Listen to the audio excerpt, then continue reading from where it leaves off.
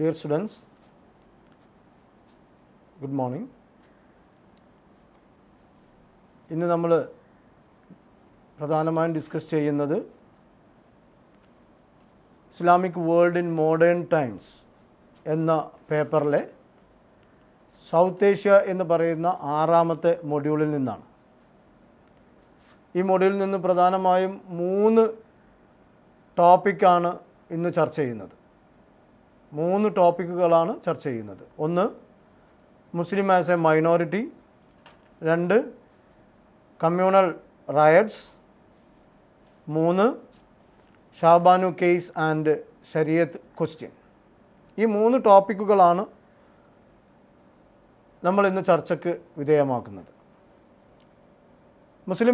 Muslim as a minority എന്ന വിഷയം ചർച്ച ചെയ്യുമ്പോൾ നമ്മൾ മനസ്സിലാക്കേണ്ട ചില കാര്യങ്ങളുണ്ട്.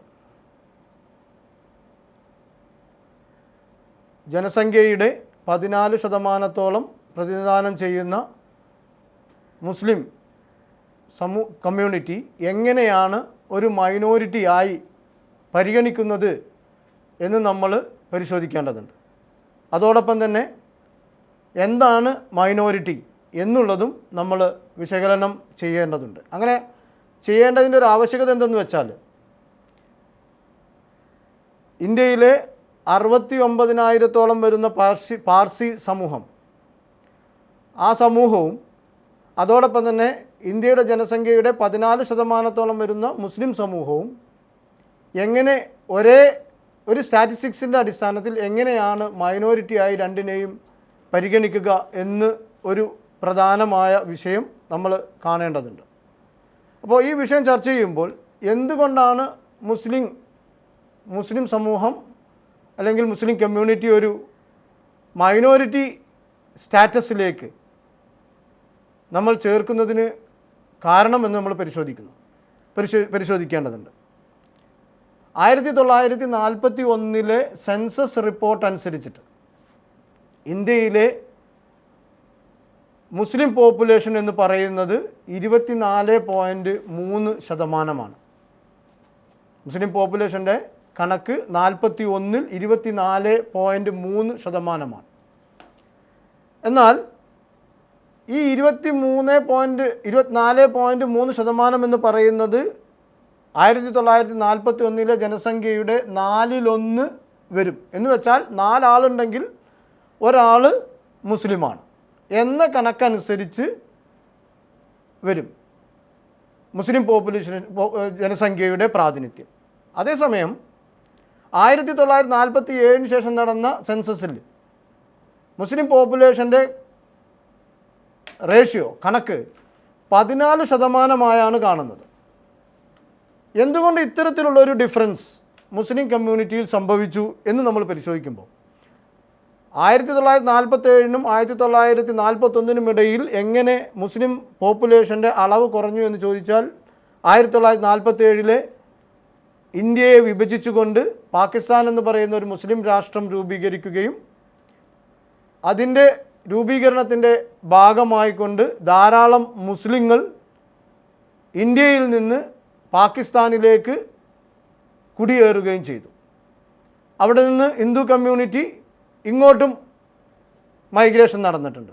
അപ്പോൾ ഇതിൻ്റെ അടിസ്ഥാനത്തിൽ മുസ്ലിം ജനസംഖ്യയുടെ ശതമാനം 14%-ആയി കുറയുന്നതായി നമ്മൾക്ക് കാണാൻ കഴിയും. കമ്മ്യൂണൽ റൈറ്റ്സുകൾ ഉണ്ടായിട്ടുണ്ട്. 1946 മുതൽ 48 വരെ നടന്ന കമ്മ്യൂണൽ റൈറ്റ്സ്. അതിൻ്റെയൊക്കെ കാരണം ഇന്ത്യയെ 2ആയി വിഭജിക്കുകയും ഇന്ത്യയിൽ നിന്നുള്ള മുസ്ലിങ്ങളുടെ പലായനവും അതേപോലെ തന്നെ പാകിസ്ഥാനിൽ നിന്നുള്ള ഇന്ത്യയിലേക്കുള്ള പലായനവുമൊക്കെ ഇതിൽ ഉൾപ്പെടും.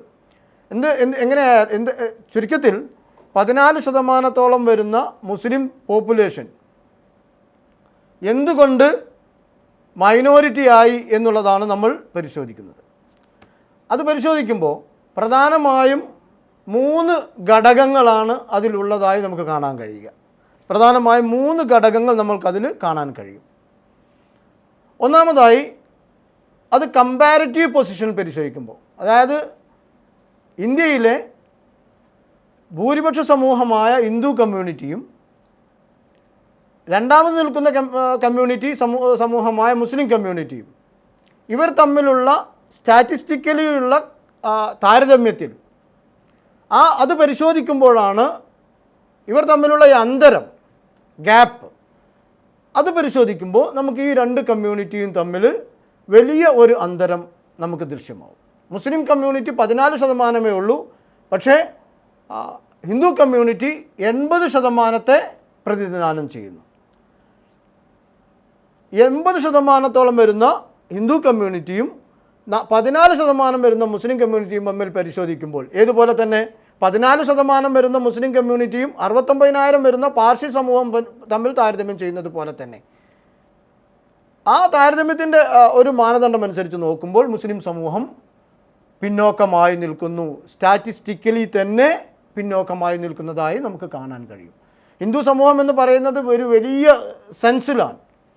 ഇന്ത്യൻ ഭൂഖണ്ഡത്തിൽ രൂപം കൊണ്ട മതങ്ങളെ എല്ലാം കൂടി ഉൾപ്പെടുത്തിക്കൊണ്ട് ചേർക്കുകയാണെങ്കിൽ തന്നെ ഏറെക്കുറെ 80% റെപ്രസെൻറ്റേറ്റ് ചെയ്യുന്നു. അപ്പോൾ ഈ രീതിയിലുള്ള ഒരു കമ്പാരിറ്റീവ് ലെവൽ, അതിൻ്റെ ഒരു കമ്പാരിഷൻ പൊസിഷനിൽ നിന്ന് നമ്മൾ പരിശോധിക്കുമ്പോൾ ഹിന്ദു കമ്മ്യൂണിറ്റിയും മുസ്ലിം കമ്മ്യൂണിറ്റിയും തമ്മിൽ നല്ല അന്തരം, ഉയർന്ന അന്തരം, വലിയൊരു ഗ്യാപ്പ് ഉണ്ട്. അത് പരിഗണിച്ചുകൊണ്ട് തന്നെ മുസ്ലിം കമ്മ്യൂണിറ്റിയെ ഒരു ന്യൂനപക്ഷമായി കാണേണ്ടതുണ്ട് എന്നുള്ളതാണ്.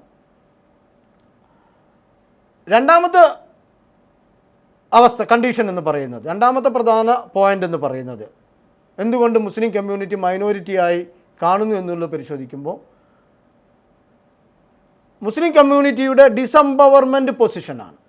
ശക്തിപ്പെടുത്താൻ കഴിയാത്ത, മുസ്ലിം സമൂഹത്തിന് ഒരു എന്താണ് പറയുക, ശക്തമായ ഒരു മുന്നേറ്റത്തിലേക്ക് കൊണ്ടുവരാൻ കഴിയുന്നില്ല എന്നുള്ള, അവകാശങ്ങൾ നേടിയെടുക്കാൻ കഴിയുന്ന ഒരു സാഹചര്യം മുസ്ലിം കമ്മ്യൂണിറ്റിയിൽ ഇല്ലാതെ പോയിട്ടുണ്ട് എന്നുള്ള അത് നമുക്ക് കാണാൻ കഴിയും.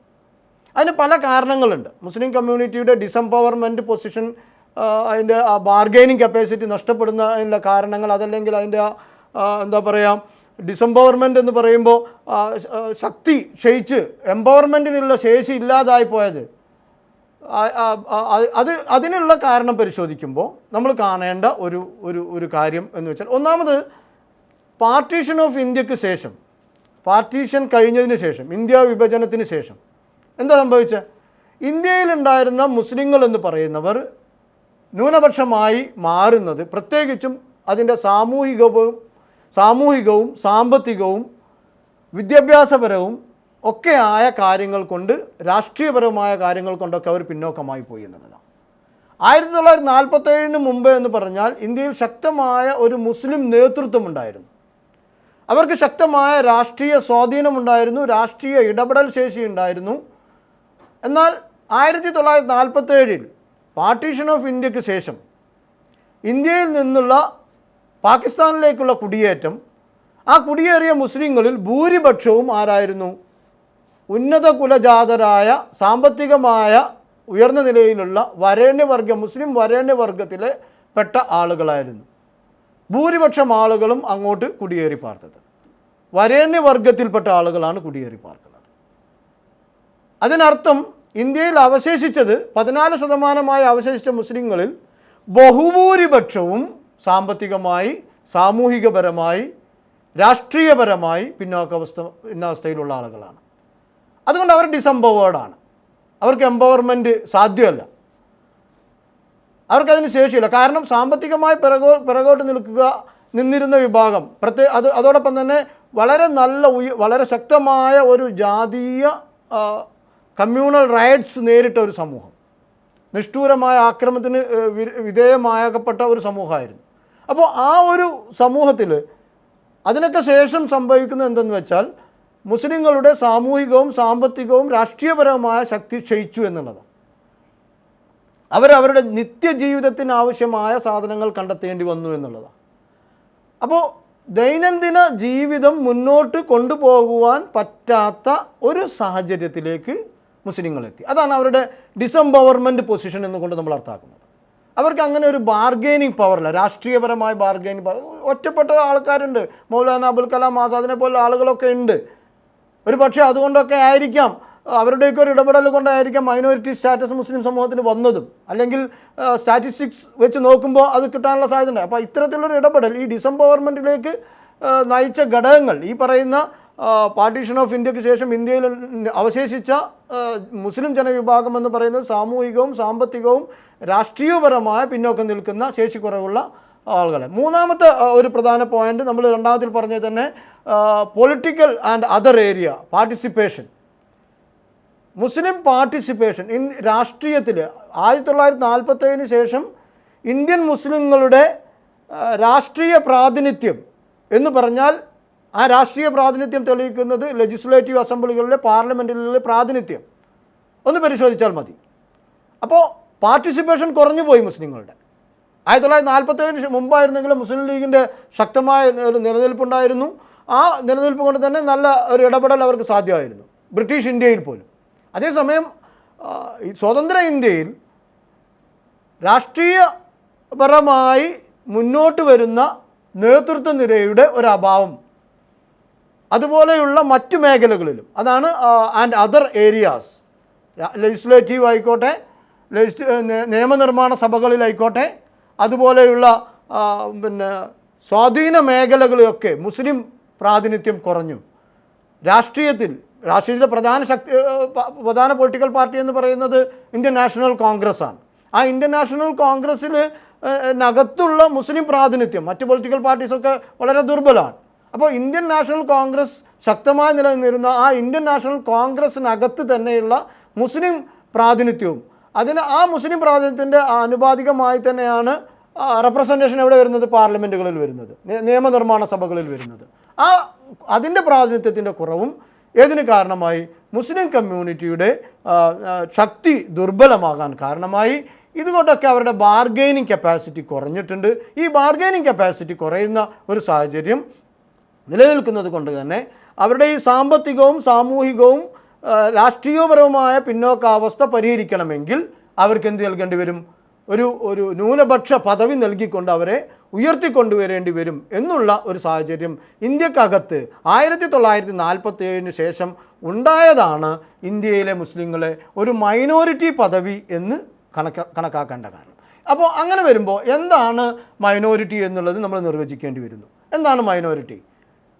ആൻഡ്രേ ലിബിച്ച്, ഇദ്ദേഹം ഒരു പൊളിറ്റിക്കൽ സയൻറ്റിസ്റ്റാണ്.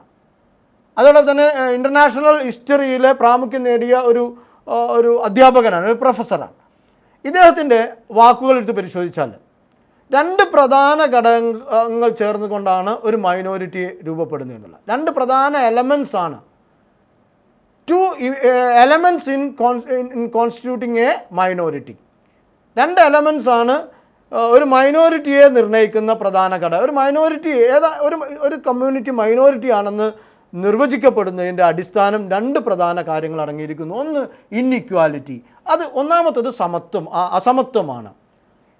അവർ നേരിടുന്ന സാമൂഹിക, രാഷ്ട്രീയ, സാമ്പത്തിക, സാംസ്കാരിക മേഖലകളിൽ അവർക്ക് ഒരു അസമത്വം, ഇൻഇക്വാലിറ്റി ഫീൽ ഉണ്ടാവുന്നു എന്നുള്ളതാണ് ഒന്നാമത്തെ കാരണം. രണ്ടാമത്തെ കാരണം ഇൻഫീരിയോറിറ്റി കോംപ്ലക്സ് എന്ന് പറയില്ലേ. ഒരു ഇൻഫീരിയോറിറ്റി കോംപ്ലക്സ് ആർക്കുണ്ട്? മുസ്ലിം കമ്മ്യൂണിറ്റിക്ക് അകത്തുണ്ട്. കാരണം അവർ 14% ഉള്ളൂ. ആ 14% തന്നെ ഭൂരിപക്ഷമാരാണ് സാമ്പത്തികവും സാമൂഹികവും രാഷ്ട്രീയപരവുമായി പിറകോട്ട് നിൽക്കുന്ന ആളുകളാണ്. അതുകൊണ്ട് തന്നെ ന്യൂമറിക്കൽ സ്റ്റാറ്റിസ്റ്റിക്സിനേക്കാൾ ഉപരിയായി ഒരു ഇൻഫീരിയോറിറ്റി ഫീലിങ്ങിൻ്റെ അടിസ്ഥാനത്തിൽ മുസ്ലിം കമ്മ്യൂണിറ്റി എന്താവുന്നു? ഒരു ന്യൂനപക്ഷമായി പരിഗണിക്കപ്പെടുന്നു. മുസ്ലിം കമ്മ്യൂണിറ്റി അല്ല, ന്യൂനപക്ഷത്തെ നിർവചിക്കപ്പെടുന്നു. അപ്പോൾ ഇൻഫീരിയോറിറ്റിയാണ്, തങ്ങൾക്കതിന് ശേഷിയില്ല എന്നുള്ള ഒരു ഫീലിംഗ് ആണ്, അതാണ് ഇൻഫീരിയോറിറ്റി. ആ ഇൻഫീരിയോറിറ്റിയാണ് രണ്ടാമത്തെ ഘടകം ഒരു മൈനോറിറ്റിയെ തീരുമാനിക്കുന്നത്. ഈ 2 നിർവചനങ്ങളുടെ അടിസ്ഥാനത്തിലും ഇന്ത്യയിലെ മുസ്ലിങ്ങളെ പരിശോധിക്കുകയാണെന്നുവെങ്കിൽ 2 വിഭാഗം എന്താണ്? ന്യൂനപക്ഷങ്ങളായി നമുക്ക് മുസ്ലിം വിഭാഗത്തെ ന്യൂനപക്ഷമായിട്ട് കാണാൻ കഴിയും. കാരണം അവർ ഇന്നീക്വലാണ്, അവർക്ക് ഇൻഫീരിയോറിറ്റി കോംപ്ലക്സ് ഉണ്ട്. മുസ്ലിം കമ്മ്യൂണിറ്റിക്ക് 2 ഘടകങ്ങളും ഉള്ളത് കൊണ്ട് തന്നെയാണ് അവർ ന്യൂനപക്ഷം എന്നുള്ള പരിഗണനയിൽ ഈ നിർവചനത്തിൻ്റെ പരിധിക്കകത്താണ് ആര് നിലകൊള്ളുന്നത്? മുസ്ലിം സമുദായം, മുസ്ലിം സമൂഹം ഇന്ത്യയിലുണ്ടായിരുന്നത് എന്നുള്ളത് പരിഗണിക്കപ്പെടുന്നു. ഇനി ഇതോടൊപ്പം തന്നെ നമ്മൾ മറ്റൊരു പ്രധാന തിയറി കൂടി, ഒരു കൺസെപ്റ്റ് കൂടി മനസ്സിലാക്കേണ്ടത്. മൗലാന അബുൽ കലാം ആസാദ്, ഇന്ത്യയുടെ ആദ്യത്തെ എഡ്യൂക്കേഷൻ മിനിസ്റ്റർ ആയിരുന്ന മൗലാന അബുൽ കലാം ആസാദ്, സ്വാതന്ത്ര്യ സമര സേനാനിയായിരുന്ന അബുൽ കലാം ആസാദിൻ്റെ വാക്കിൽ പറഞ്ഞാൽ മൈനോറിറ്റി എന്ന് പറഞ്ഞാൽ എ വീക്ക് കമ്മ്യൂണിറ്റിയാണ്, with because of both its number and capacity find itself incapable of protecting itself in relation to a large and more powerful community. Here the issue of capacity is as important as that of number. ഇതാണ് അദ്ദേഹം പറഞ്ഞ ഒരു പ്രധാനമായ ഒരു theory, ഒരു concept. അദ്ദേഹത്തിൻ്റെ അഭിപ്രായത്തിൽ Muslim community, minority എന്ന് പറഞ്ഞാൽ ഒരു ദുർബലമായ സമൂഹമാണ്. എന്തുകൊണ്ടൊക്കെ? എണ്ണത്തിൻ്റെ അടിസ്ഥാനത്തിലും കഴിവിൻ്റെ അടിസ്ഥാനത്തിലും അവർ ദുർബലരാണ്. ഈ രണ്ട് കാരണങ്ങളിലും അവർ ദുർബലരായതുകൊണ്ട് തന്നെ അവരെ ഒരു വീക്ക്, അങ്ങനത്തെ കമ്മ്യൂണിറ്റിയെയാണ് മൈനോറിറ്റി എന്ന് പറയുന്നത്. ഈ വിഭാഗം എങ്ങനെയായിരിക്കും? അവർ incapable of protecting itself, അവരെ സംരക്ഷിക്കുന്നതിൽ അവർക്ക് എന്തുണ്ടാവില്ല? ഇൻകാപ്പബിൾ, അതിനുള്ള കഴിവ് പോലും അവർക്കുണ്ടാവില്ല. സെൽഫിനെ, സ്വന്തത്തെ അവരവരെ തന്നെ സംരക്ഷിക്കാനുള്ള കഴിവില്ലാത്ത ഒരു വിഭാഗമായിരിക്കും. എങ്ങനെ? അവശേഷിക്കുന്ന ഏറ്റവും വലിയ കമ്മ്യൂണിറ്റിയുമായി താരതമ്യം ചെയ്യുമ്പോൾ ആ കമ്മ്യൂണിറ്റി ആവട്ടെ ഏറ്റവും ശക്തമായ ഒരു കമ്മ്യൂണിറ്റിയുമാവും. അപ്പോൾ വളരെ ശക്തമായ ഏറ്റവും വലിയ കമ്മ്യൂണിറ്റിയുമായി താരതമ്യം ചെയ്യുമ്പോൾ അവരവരെ സംരക്ഷിക്കുവാൻ ഇൻകാപ്പബിളായ, കഴിവ് കുറഞ്ഞ ഒരു വിഭാഗത്തെയാണ് മൈനോറിറ്റി എന്ന് പറയുന്നത്. അത്തരമൊരു സാഹചര്യത്തിലാണ് here the issue of capacity, കഴിവ് എന്ന് പറയുന്നത് is an important as that of number. എണ്ണത്തേക്കാൾ കഴിവിന് പ്രാമുഖ്യം കൊടുക്കുന്ന സാഹചര്യം വരുന്നത് ഇതുകൊണ്ടാണ്. അപ്പോൾ എണ്ണമല്ല ഒരു വിഭാഗത്തെ കമ്മ്യൂണിറ്റിയായി നിർണ്ണയിക്കുന്നതിന് ഘടകമാക്കേണ്ടത്, പകരം അവരുടെ ശേഷിയെയാണ്, അവരുടെ കഴിവിനെയാണ്.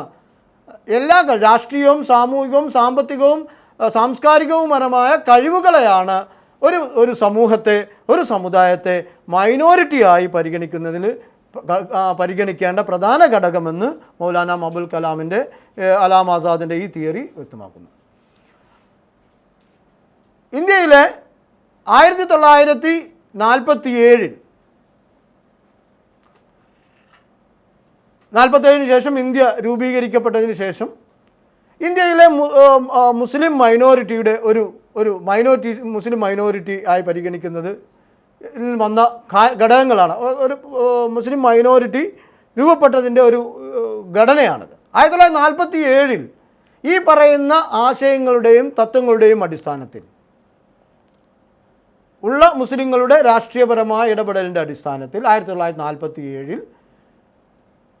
മുസ്ലിം സമൂഹം, മുസ്ലിം കമ്മ്യൂണിറ്റി ഒരു മൈനോറിറ്റി കമ്മ്യൂണിറ്റിയായി അംഗീകരിക്കപ്പെടുകയുണ്ടായി. 1947 ഇന്ത്യ സ്വാതന്ത്ര്യമായതിനു ശേഷം മുസ്ലിം ആസ് എ മൈനോറിറ്റി, മുസ്ലിം ഒരു മൈനോറിറ്റിയായി മാറി. അതെന്തായൊരു വ്യവസ്ഥാപിതവൽക്കരിക്കപ്പെട്ടു.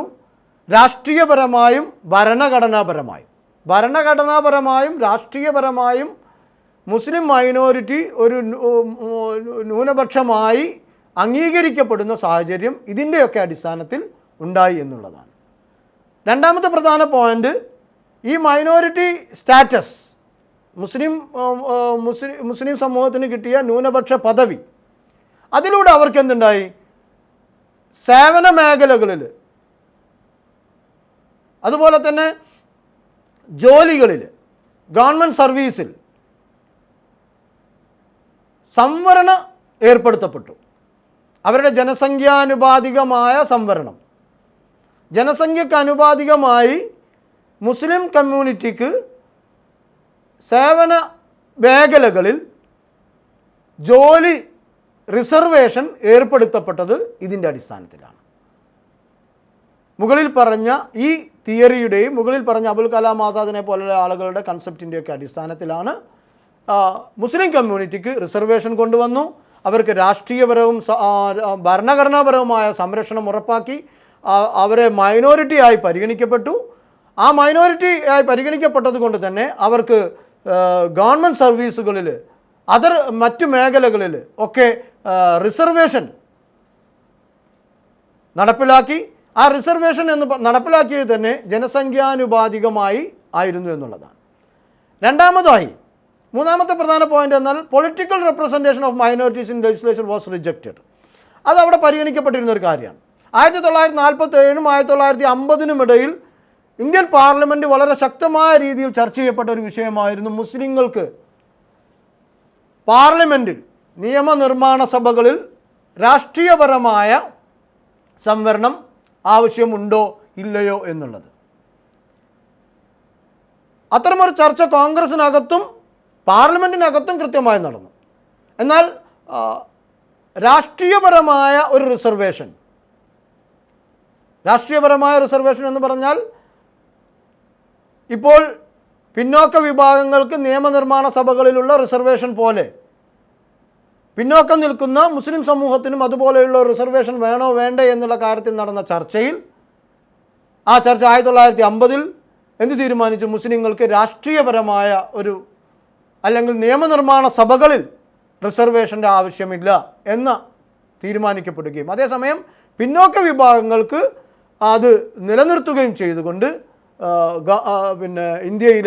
ഇന്ത്യൻ ഭരണകൂടം തീരുമാനമെടുക്കുകയുണ്ടായി. അതാണ് നാലാമത്തെ reservation four schedule caste retained. അവർക്ക് പിന്നോക്ക വിഭാഗങ്ങൾക്ക് അത് സാധ്യമാക്കി കൊടുത്തപ്പോൾ മുസ്ലിം ന്യൂനപക്ഷത്തിന് അത് സാധ്യമാകാതെ പോയി എന്നുള്ളതാണ് 1947-ൽ ഇന്ത്യയിലുണ്ടായ ഇത്തരത്തിലുള്ള ചർച്ചകളുടെ ഒരു പ്രധാന കാരണം. മറ്റൊന്ന്, ഇതിൻ്റെ അടിസ്ഥാനത്തിൽ ഈ ന്യൂനപക്ഷ പദവിയുടെ അടിസ്ഥാനത്തിൽ മുസ്ലിം സമുദായത്തിന് മുസ്ലിം കമ്മ്യൂണിറ്റിക്ക് വിദ്യാഭ്യാസ സ്ഥാപനങ്ങൾ ഉണ്ടാക്കുവാനുള്ള അവകാശം ലഭിച്ചു. തൊഴിൽ ചെയ്യുവാനുള്ള അവകാശം ലഭിക്കുകയുണ്ടായി. അതോടൊപ്പം തന്നെ അവരുടെ മതമനുസരിച്ച് ജീവിക്കുവാനും അത് പ്രചരിപ്പിക്കുവാനും അത് പ്രാക്ടീസ് ചെയ്യുവാനും ഒക്കെയുള്ള അവകാശം അവർക്ക് ലഭിക്കുകയുണ്ടായി. പക്ഷേ വിത്ത് കണ്ടീഷൻ, അവരുടെ subject to the public order. അങ്ങനെ ചെയ്യുന്ന കാര്യങ്ങളൊന്നും എന്തിനെതിരാൻ പാടില്ല? ഒരു പൊതു ആശയത്തിന്, ഒരു പബ്ലിക് ഓർഡറിന് വിരുദ്ധമാകാൻ പാടില്ല, മൊറാലിറ്റിക്ക് എതിരാകാൻ പാടില്ല, ആരോഗ്യത്തിനോ അതുപോലെയുള്ള മറ്റു മേഖലകൾക്കോ ദോഷകരമാകുന്ന രീതിയിലാവാൻ പാടില്ല, പൊതുസമൂഹത്തിന് പ്രയാസകരമാകുന്ന രീതിയിൽ ഒന്നിലേക്ക് അത് പോകാത്ത രീതിയിൽ വേണമെന്നുള്ള സബ്ജക്റ്റ് ടു പബ്ലിക് ഓർഡർ എന്നുള്ള ഒരു മൊറാലിറ്റി, ഹെൽത്ത്, ഈ മൂന്ന് ഇത്തരത്തിലുള്ള മാനദണ്ഡങ്ങളുടെ അടിസ്ഥാനത്തിൽ അവർക്ക് അതായത് ഇസ്ലാം മതം പ്രചരിപ്പിക്കാം, പക്ഷേ ആ പ്രചരിപ്പിക്കാൻ മറ്റുള്ളവരെ ഹേർട്ട് ചെയ്യുന്ന രീതിയിൽ, മറ്റു മതസമൂഹങ്ങളെ ഇൻസൾട്ട് ചെയ്യുന്ന രീതിയിലാവാൻ പാടില്ല, മറ്റുള്ളവരെ അധിക്ഷേപിക്കുന്ന രീതിയിലാവാൻ പാടില്ല.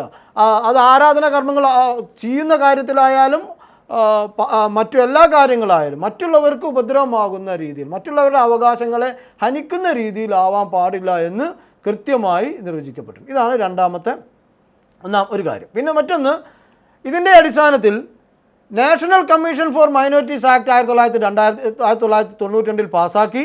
നാഷണൽ കമ്മീഷൻ ഫോർ മൈനോറിറ്റീസ് എന്ന് പറയുന്ന ഒരു കമ്മീഷൻ, ന്യൂനപക്ഷ കമ്മീഷൻ 1993 രൂപീകരിക്കപ്പെട്ടു.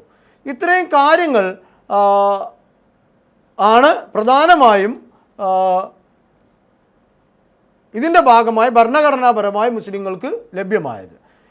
ഈ നിയമത്തിൻ്റെ പരിധിയിൽ വരുന്ന മൈനോറിറ്റി സ്റ്റാറ്റസിന് കീഴിൽ വരുന്ന ഇന്ത്യയിലെ ജനവിഭാഗങ്ങൾ എന്ന് പറയുന്നത് മുസ്ലിം, ക്രിസ്ത്യൻ, സിഖ്, ബുദ്ധിസ്റ്റ്, പാഴ്സീസ്.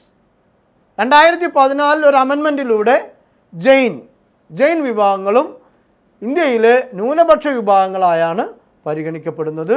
ഇത്രയുമാണ് നമ്മൾ മുസ്ലിം ആസ് എ മൈനോറിറ്റി എന്നുള്ള ഈ ടോപ്പിക്കിൽ നമ്മൾ ചർച്ച ചെയ്യാൻ ഉദ്ദേശിക്കുന്നത്. അടുത്ത ടോപ്പിക്ക് ഞാൻ ഒരു 2 മിനിറ്റിനകം പറയും. Muslim Christian, Sikh, Buddhist and Parsis. ഇവരാണ് 1993 നിയമത്തിൻ്റെ പരിധിയിൽ വരുന്ന ന്യൂനപക്ഷ വിഭാഗങ്ങൾ. എന്നാൽ 2014 ഈ നിയമം ഭേദഗതി ചെയ്തുകൊണ്ട് ജൈൻ വിഭാഗത്തെ കൂടി ഇതിൽ ഉൾപ്പെടുത്തുകയുണ്ടായി. ഇതാണ് ഇന്ത്യയിലെ ന്യൂനപക്ഷ വിഭാഗങ്ങൾ എന്നറിയപ്പെടുന്നത്. ഇത്രയുമാണ് ഇന്ത്യയിലെ മുസ്ലിം ആസ് എ മൈനോറിറ്റി എന്ന രീതിയിൽ എനിക്ക് നിങ്ങളോട് പറയാം.